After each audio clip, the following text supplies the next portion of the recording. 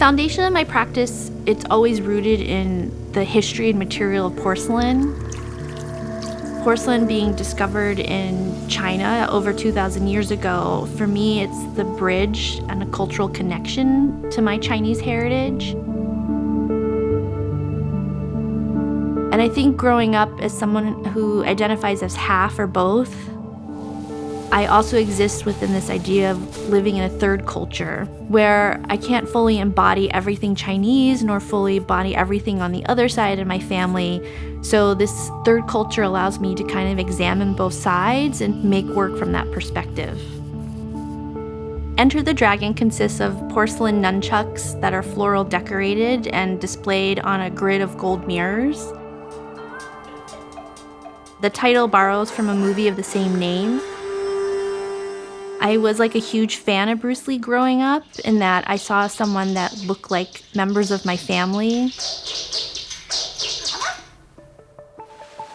And like how it made me feel so proud to be Asian, so proud to be Chinese American, and just wished I had the power and poise in my own voice to be able to express myself the way he did. So for this piece, I sculpted porcelain tubes into the forms of nunchucks and then made little tiny coils and joined them together to form the chains that connect the two.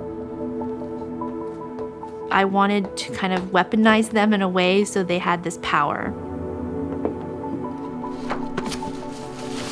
And a lot of these symbols in the decoration and these decals are timeless. They've been around since the beginning of Chinese ceramics. But them and their neon colors felt so like they were the Lisa Frank versions of Chinese imagery. For me, that very much kind of referenced me being an 80s kid. Every year, I give myself a goal to learn a martial art. I just never follow through.